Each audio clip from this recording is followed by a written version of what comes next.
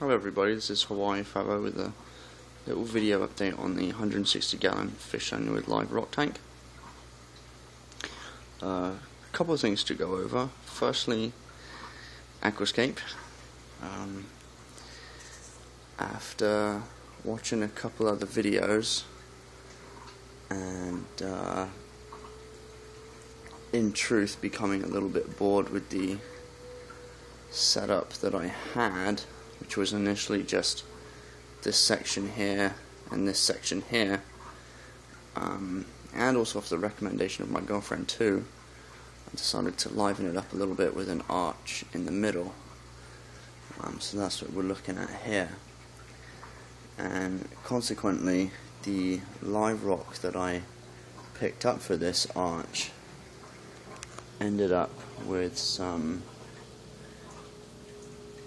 zoanthids on it. Now these guys are normally open to the nines, but recently, a couple of days actually, they've been closing up a bit more.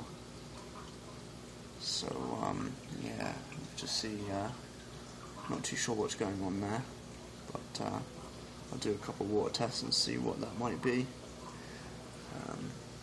Secondly, as you can see, we have some of the new fish in here. We've got the threadfin thriving. In fact, day one he was already eating the like a madman, the DIY food mix that I make, and I will show you guys definitely a video of when I feed them because it's worth seeing. They go nuts for it. And the smaller clown, he's been loving life in the big tank. And he immediately, when he got in the tank, went over to the bigger clown. So they've been doing really well. Let's see, what other new additions do we have? I actually picked up some black urchins as well. I picked them myself. I don't know if we're going to be able to see these or not, but there's one there. There's one up in the very top corner there as well. I've got another one floating around. You have to excuse the water quality because two reasons. A, I just fed them, and B, I just did a pretty good scrubbing of the glass. So this probably isn't the best time to be making this video, but I had some time this evening, so I thought, yeah, I might as well. So all the fish are doing fantastically. The Koole tang now and again shows a couple spots of ick. But I mean, no sooner do they appear than they're gone again. He's eating very well, as is everybody. I did, as you know, quarantine the hippo tang because he was being affected by ick quite badly, and he is still in quarantine. And I suspect he's going to have a couple more, another week or so to go. By the way, I'm sure by the time you guys actually get to watch this, he will be in the main tank. So I'm about 3 weeks off of making these videos and posting them online, unfortunately. So, yeah, by the time I probably get this uploaded, he will be in the big tank. So, two measures that I'm taking to ensure the, I guess you could say, maximum reduction of ick in the tank is, firstly, cleaner shrimp. They've just started coming into season over here, so I've been keeping a pretty keen eye at the fish stores, kind of harassing them a little bit. And I'd like to get a pair of the skunk shrimp or cleaner shrimp, whatever you want to call them, and get them in here. And secondly is I set up a UV sterilizer. I'm going to show you guys that now. I went with the Coral Life Turbo Twist. And this is the 18 watt bulb. I got a flashlight here because I still haven't managed to get a light set up for the inside of the cabinet yet. But here he is. And it's getting a little crowded in the sump actually. But he's running off of this pump here, which is a a Rio Hyperflow or Rio 4 Hyperflow, and I actually went with the there was a pump higher than this one. I think it's the Rio 5. I went with the Rio 4 because it's less flow, which means the water is in contact with the UV bulb for a longer period of time, therefore maximizing exposure to that bulb. And you know, these work very well with algae, but when it comes to parasites and things like that, you really do need to ensure that you have a powerful enough bulb that's giving off enough of an output to kill off the ick, for instance, and also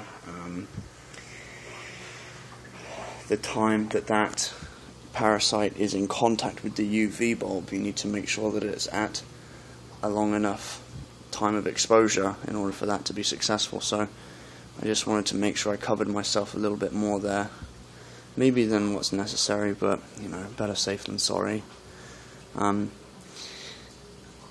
reluctant to, even though I know that there is a little bit of ick in the tank. As I said, only the Cola tang is showing signs of it now and then, and I just can't seem to shake it, so I'm hoping that the cleaner shrimp, combined with the UV sterilizer and the diet that I'm giving them, the extra garlic as well, I'm using Garlic Extreme for that, will slowly eradicate the ick, so I don't have to go too crazy with it. Fortunately, none of the other fish are showing any signs whatsoever. It just seems to be the tangs, and I know tangs, or some of you may already know, tangs are already very vulnerable to ick, which is why I haven't brought the hippo tang back down yet, or the powder brown tang. I'm actually going to wait until I have the cleaner shrimp in the display tank before I bring them down here. So, moving forward from here,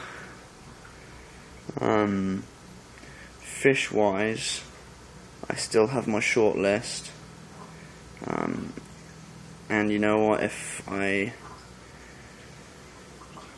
wanted to, it's funny, last week, the place where I get my fish from, they had all but one of the remaining fish that I'd like to put in this tank, which includes bannerfish, flame angels, the orange spotted blenny. I'm not sure if that technically is his correct name, but I'm just going off of what I see in my head right now, or maybe it's orange spotted goby. Sorry about the camera there. Purple firefish and a Regal Angelfish. The only fish they didn't have was the Regal Angelfish. Unfortunately, I'm just not in a position to be adding new fish to the tank yet, because I've got my quarantine tank upstairs with the powder brown and the hippo tang, and I'm going to wait for them to move out of there and come into here before I start putting any more fish in the quarantine tank. That's about it, really. There's not too much more to update on. Just a little bit worried that the zoas haven't been showing off lately. In fact, they don't look in a very good way, I have to be honest. And there's something else, actually. I have a nice hermit crab in here. I'm going to see if I can find him for you. He actually has 3 or 4 anemones that sit on the back of his shell, and normally they are always out, fully flourish, fully extending their, I guess, tentacles. I'm not sure if that's the right word or not. I'm not a coral guy or a reef guy, so I couldn't say, but yeah, they always look really nice. So let's have a quick look down here. No, I'm not seeing him,